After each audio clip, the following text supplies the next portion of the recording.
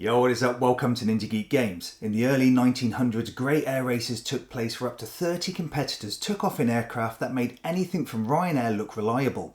The only difference here was that these early planes at least landed close to their set destination, didn't require long coach transfers, and there were no hidden costs.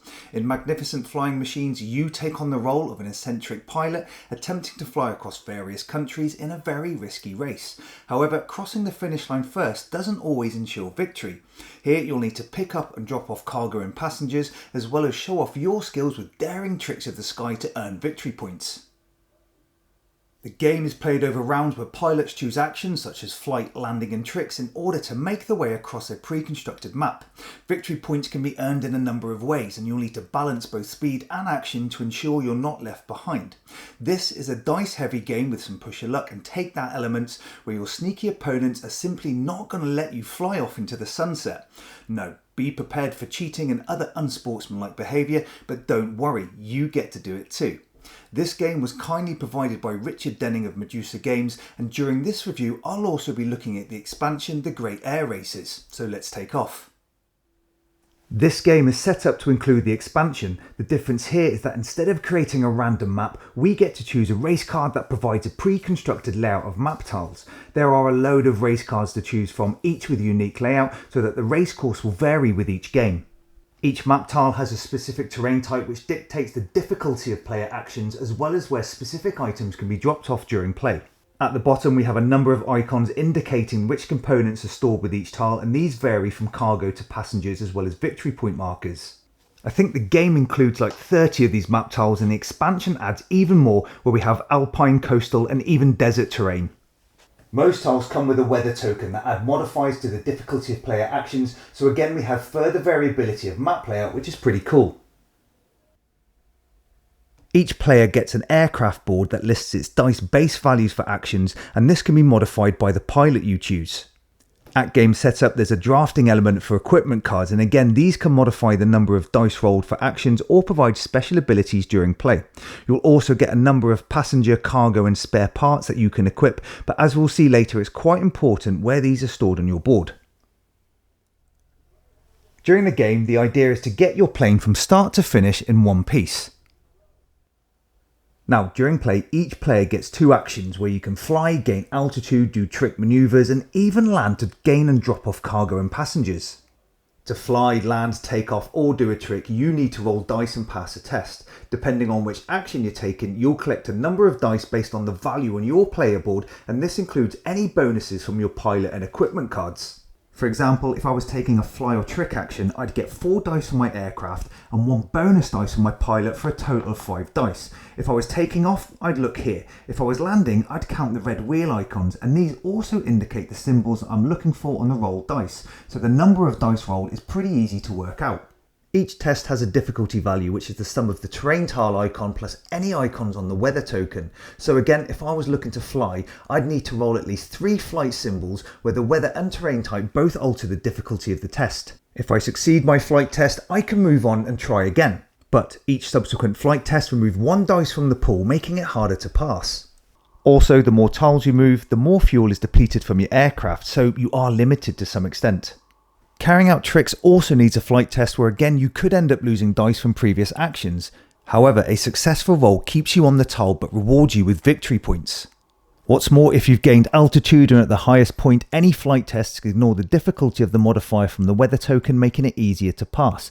Or, on a turn, you can lose altitude before flying. This gives you +1 bonus to your result equal to the number of levels that you've dropped.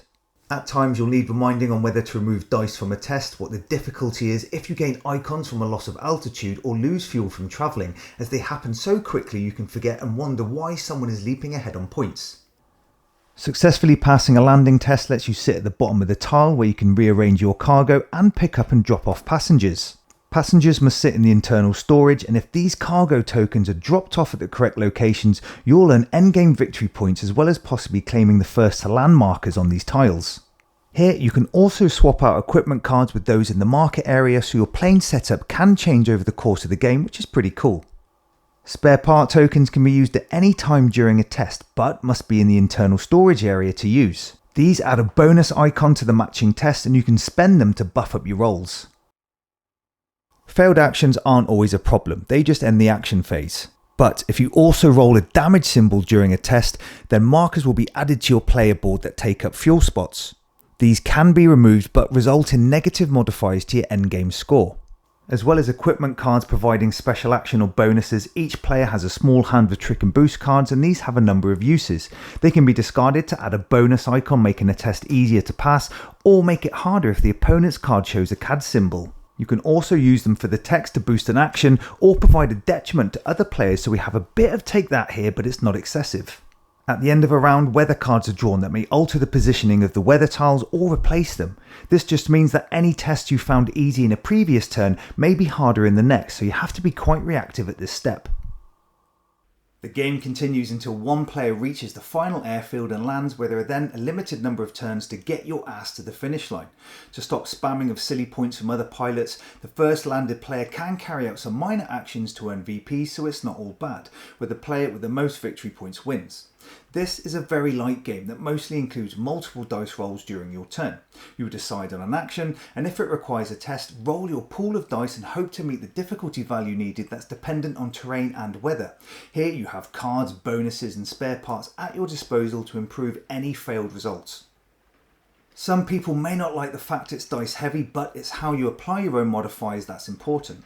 If savvy, you can look to lose altitude to gain a couple of bonus flight icons for a trick on your next action, which is important for earning victory points.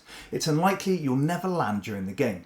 Dropping off cargo and passengers is a must to get more victory points, and the expansion includes a rule to prevent other players from exploiting a loophole to just stay in one spot and carry out multiple trick maneuvers. The game is basically Wacky Races, although there's no pigeon unless it's stuck in your propeller, but both base game and expansion provide a lot of content. There are loads of cards, tiles and tokens, so every game has a completely different setup. But with the expansion comes the added time for getting this to the table. You have to root through the tile deck for only those required, set them in order, place cargo of certain types by rummaging through hundreds of tokens, so through a light game, setup over playtime doesn't quite balance. But the expansion is a must for this. Not only does it increase the volume of every other component, it adds circuits where races have multiple legs. Think heat pedal to the metal, but with planes, and lighter in play, and more quirky. And that's exactly what this game is, quirky. It's not highly tactical or strategic, and it's quite reactive, where you generally roll dice for the selective action regardless of the difficulty. You can also opt to include prize tokens, which are selected randomly at setup. These are like game objectives that can be switched between players during play, providing victory points, but other players can steal these tokens.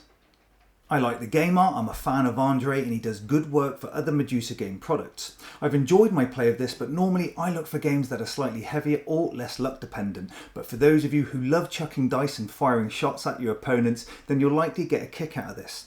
You'll have laughs when you fail a simple roll, as well as targeting other players to fail theirs. But I will say that for a very light game, the rulebook is a difficult read, and you will need to go through it a couple of times as it's a little disjointed, but after that you should be fine. Thanks for watching. This is Ninja Geek Games. Cheers.